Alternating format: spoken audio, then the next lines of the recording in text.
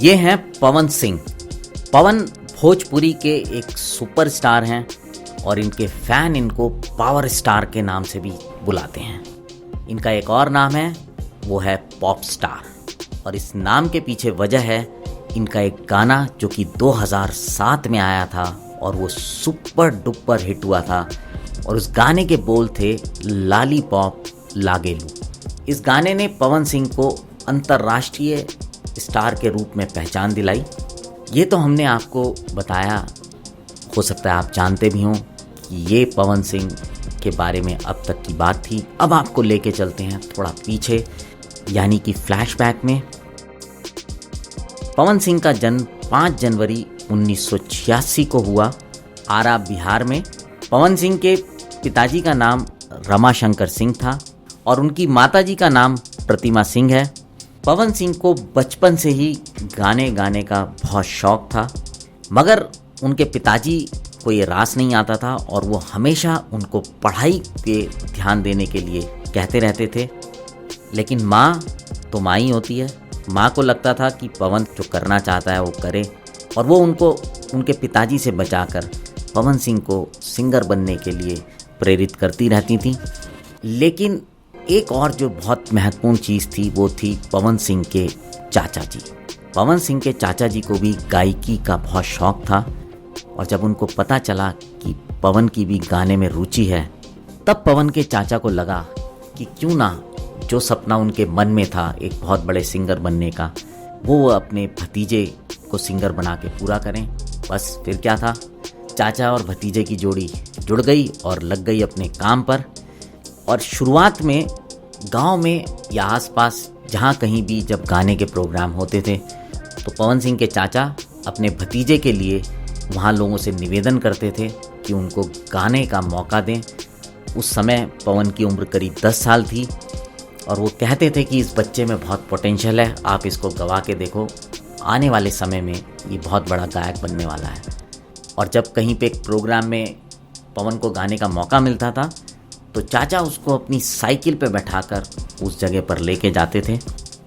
इस प्रकार से ये सफ़र आगे की ओर बढ़ता रहा, और किस्मत कब बदलती है ये कोई नहीं जानता।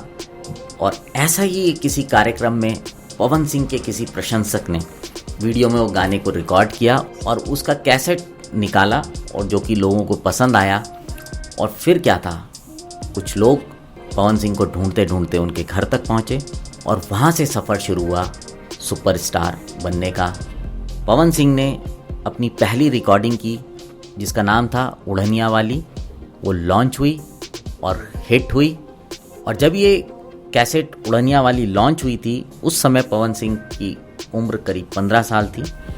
इस कैसेट को काफ़ी लोगों ने पसंद किया और उसके बाद पवन के गानों का सिलसिला शुरू हो गया और समय निकलता रहा। पवन ने अब मंच पे गाने के साथ साथ कैसेट्स रिकॉर्ड करने भी शुरू कर दिए, जिससे कि उनकी पॉपुलैरिटी दिन पर दिन बढ़ने लगी।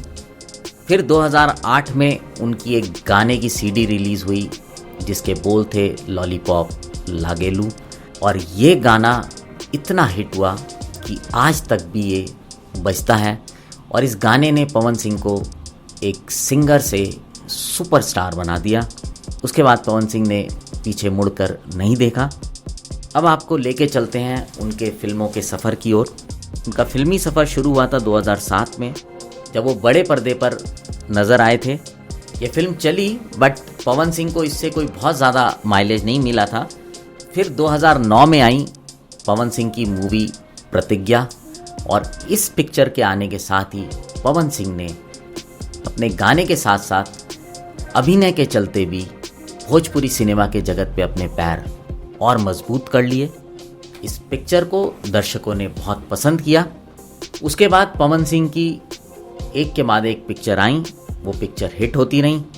पवन सिंह हर बढ़ते साल के साथ पवन का स्टारडम और भी ज़्यादा ऊंचाई लेता रहा, और इस सफ़र में 2020 आते आते पवन सिंह ने करीब 80 से ज़्यादा पिक्चरों में काम किया।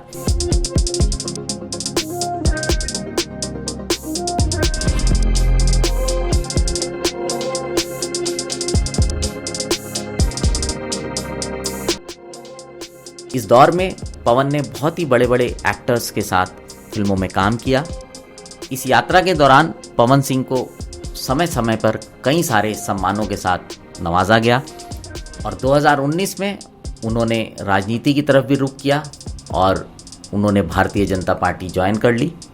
उम्मीद करते हैं कि आने वाले समय में भी पवन सिंह की पिक्चरें आती रहेंगी और वो अपने अभिनय से लोगों का मनोरंजन करते रहेंगे और खूब तरक्की करेंगे।